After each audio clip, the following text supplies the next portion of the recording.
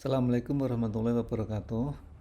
Sekarang saya akan menyampaikan ekonomi makro, sistem ekonomi. Pembagian ilmu ekonomi itu dibagi menjadi 4. Yang pertama adalah ekonomi deskriptif, bentuknya nanti adalah hasil penelitian ekonomi.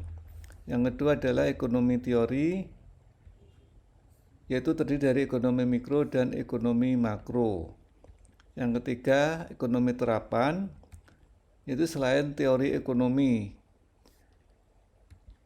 Dan ekonomi penunjang yang terakhir, yaitu terdiri dari statistik dan matematik. Nah, sekarang kita fokus pada teori ekonomi.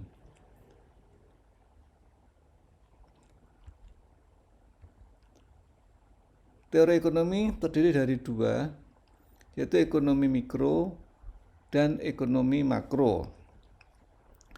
Ekonomi mikro yang dibahas adalah konsumsi, kemudian yang kedua adalah produksi, dan yang ketiga adalah distribusi.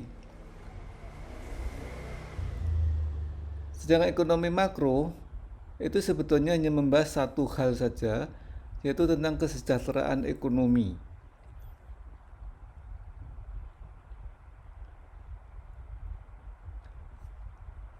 Nah, kita akan fokus pada kesejahteraan ekonomi sebagai pokok bahasan dari ekonomi makro. Nah, untuk kesejahteraan ekonomi itu, masing-masing suatu negara itu cara mencapainya itu berbeda-beda. Sebagai misal, ada ekonomi Islam, kemudian ada ekonomi yang lain, itu ekonomi kapitalis atau liberalis. Nah, kalau ekonomi Islam, yaitu ekonomi yang didasarkan pada nilai-nilai dalam Al-Quran dan hadis. Sedangkan untuk kapitalis adalah suatu paham yang meyakini bahwa pemilik modal bisa melakukan usahanya untuk meraih keuntungan sebesar-besarnya. Ekonomi sosialisme itu sistem ekonomi sebagai alat kekuasaan, di mana kepemilikan modal atas individu sangat dibatasi. Jadi prinsip semuanya adalah milik rakyat dan dikuasai oleh negara untuk kemakmuran rakyat secara merata. Kemudian fasisme merupakan sebuah paham politik yang mengagungkan kekuasaan absolut tanpa demokrasi. Dalam paham ini, nasionalisme yang sangatnya fanatik dan juga otoriter sangat kentara. Jadi ini paling tidak ada contohnya, ini ada 4 macam sistem ekonomi, tergantung masing-masing negara tersebut memandang bagaimana kesejahteraan ekonomi itu dicapai. Nah, kita mulai dari misalnya fasisme. Fasisme itu bahwa ekonomi itu diatur oleh negara.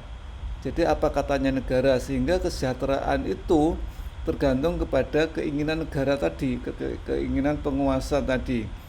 Kalau misalnya penguasanya itu sejahtera, itu jika kuat, jika bisa menguasai negara-negara lain, maka itu adalah sebagai tujuan ekonominya juga.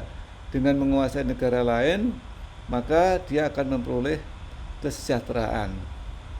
Kemudian kalau sosialisme itu pahamnya nanti kesejahteraan itu ukurannya adalah bahwa jika pembagian ekonomi itu dibagi secara merata, seluruh penduduknya sama rata, semuanya sama, dan kemudian nanti yang mengatur adalah negara.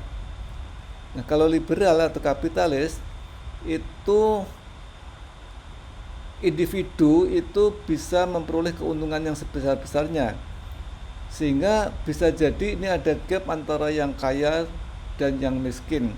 Namun demikian, ukuran kesejahteraannya adalah diambil rata-ratanya.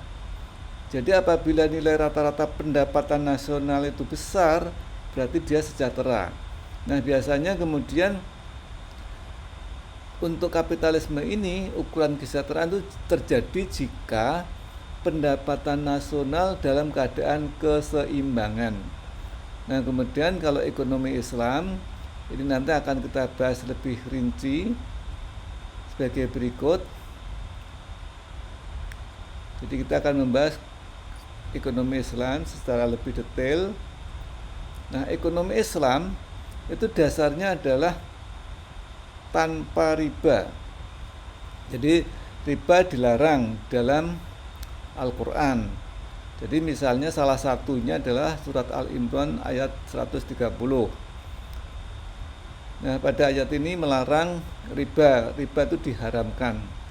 Jadi riba itu adalah menambah uang apabila dia pinjam. Jadi kembaliannya itu lebih. Yang umumnya adalah dilakukan oleh bank. Nah, kemudian kalau tanpa riba, berarti tanpa bank, maka bentuknya biasanya namanya baitul mal, rumah harta. Caranya gimana untuk mengatasinya? Caranya adalah dengan sistem sedekah. Jadi dengan sistem sedekah, ini dasarnya adalah pada surat At-Taubah ayat 60. Jadi pada surat At-Taubah ayat 60 ini adalah istilahnya sedekah atau sedekah. Nah, kemudian bentuknya apa? Bentuknya adalah bisa jadi itu bernama bea atau cukai atau pajak atau apapun namanya. Yang penting adalah harta yang ditarik dari masyarakat. Bisa mungkin namanya zakat, bisa juga namanya yang lain. Itu bisa seperti itu. Nah, kita ngambil aslinya. Jadi artinya istilah aslinya sedekah. Nah, bagaimana pelaksanaannya? Pelaksanaannya adalah yang pertama itu akan digunakan untuk mengatasi fakir. Jadi mengatasi persoalan tentang fakir. Kemudian yang kedua digunakan untuk mengatasi persoalan tentang kemiskinan. Kemudian yang ketiga digunakan untuk mengatasi tentang amilin. Digunakan untuk membayar amil. Kemudian yang berikutnya adalah untuk digunakan mu'alaf.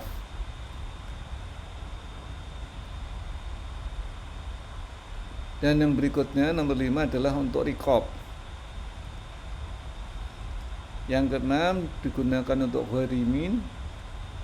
Yang ketujuh digunakan untuk fisabilillah. Dan yang kedelapan digunakan untuk ibnu sabil. Nah, sebelum kita lanjutkan, perlu kita pahamkan bahwa ekonomi makro itu sifatnya adalah nasional. Jadi bukan individu per individu. Jadi sudut pandang ekonomi Islam di sini adalah sudut pandangnya jika negara tersebut adalah negara yang sistemnya adalah sistem Islami.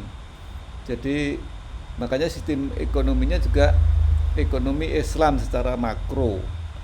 Sehingga biasanya ini adalah pengelolaannya itu diatur di dalam kementerian-kementerian. Jadi bukan perorangan, tetapi diatur oleh kementerian. Jadi ekonomi makro itu kesejahteraan nasional. Jadi yang dititik beratkan adalah kesejahteraan nasional. Nah, kemudian yang pertama, jadi sedekah itu yang pertama adalah digunakan untuk mengatasi persoalan orang yang fakir, itu nomor 1. Nah, wujudnya seperti apa? Misalnya bisa saja tunjangan fakir. Jadi orang-orang yang fakir tadi itu akan diberi tunjangan. Nah, siapakah orang yang fakir itu? Yaitu orang-orang yang karena keadaan fisiknya tidak mampu bekerja. Jadi karena mereka itu tidak mampu bekerja, maka kemudian diberi tunjangan.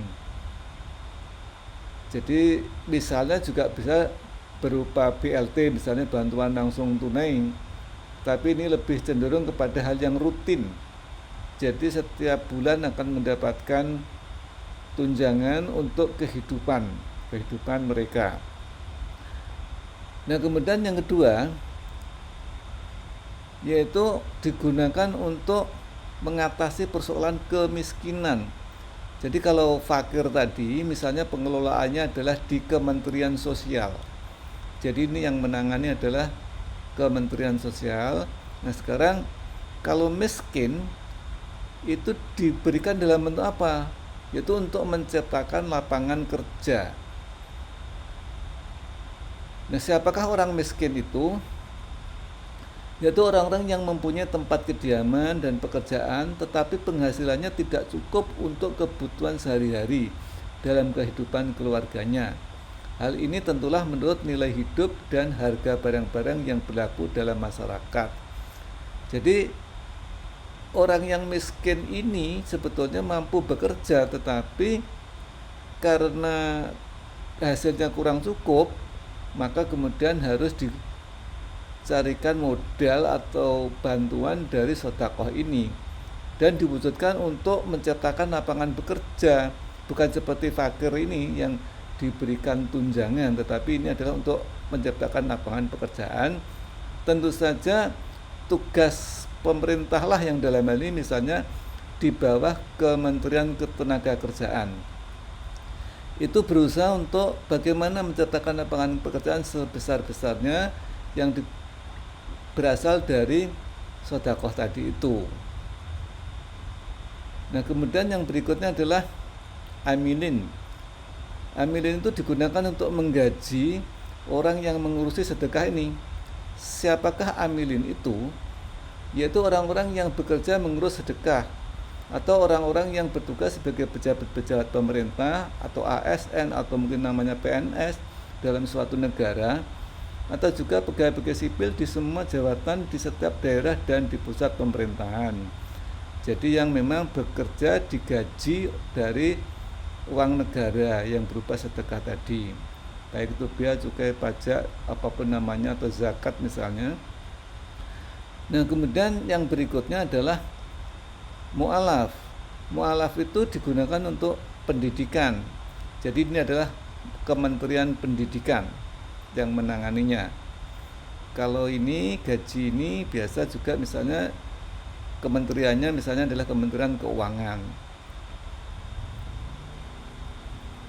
Nah, siapakah mu'alaf itu? Yaitu orang-orang yang dibangun hatinya untuk memahami ajaran Islam atau untuk meningkatkan kemajuan peradaban masyarakat. Bisa jadi mu'alaf ini adalah orang yang dibangun hatinya misalnya dari non-muslim menjadi muslim, atau apapun yang digunakan untuk kegiatan yang lain yang berkaitan dengan membangun hati untuk memahami ajaran Islam yang lebih mendalam. Kemudian yang berikutnya adalah riqab, yaitu untuk penegakan hukum. Jadi ini bisa jadi kepolisian, kejaksaan dan lain-lain, yaitu orang-orang yang bertanggung jawab atau yang bertugas dalam bidang pertahanan, keamanan, dan kehakiman. Nah, salah satunya adalah misalnya bisa juga kalau ada di negara itu melarang perbudakan, itu digunakan untuk membebaskan budak misalnya. Itu bisa seperti itu. Nah, kemudian yang berikutnya adalah ghorimin. Ghorimin itu adalah digunakan untuk Kementerian Kesehatan. Kementerian Kesehatan digunakan untuk orang-orang yang mendapatkan kecelakaan, bencana, sakit, meninggal dunia, atau kesusahan-kesusahan yang lain. Jadi misalnya juga kalau dia itu sakit kemudian dapat hutang karena tidak dapat bekerja, sakit tidak dapat bekerja kemudian berhutang, juga bisa digunakan untuk membantu mengatasi hutang mereka. Kemudian yang berikutnya adalah fisabilillah, itu adalah pertahanan dan keamanan. Jadi yaitu pada garis hukum Allah. Jadi untuk tentara misalnya ini adalah pertahanan dan keamanan. Kemudian yang terakhir adalah untuk Ibnu Sabil. Ibnu Sabil itu adalah untuk menggaji pensiunan, yaitu pejuang-pejuang yang bertugas di medan perang ataupun yang sudah jadi veteran, atau juga semua lelaki tua yang memang dulunya jadi anggota milisi tanpa kecuali, atau siapapun yang telah berjuang untuk negara ini. Itu yang pensiun. Jadi ini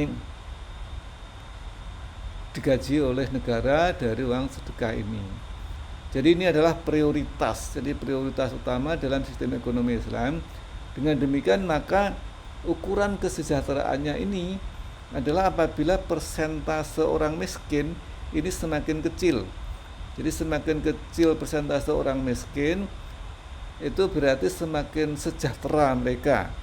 Jadi dengan demikian ekonomi Islam itu adalah memperhatikan rakyat yang miskin supaya tidak miskin. Kalau tidak miskin maka kemampuan daya belinya meningkat. Setelah kemampuan daya belinya meningkat, maka kegiatan ekonomi akan berjalan dengan lancar.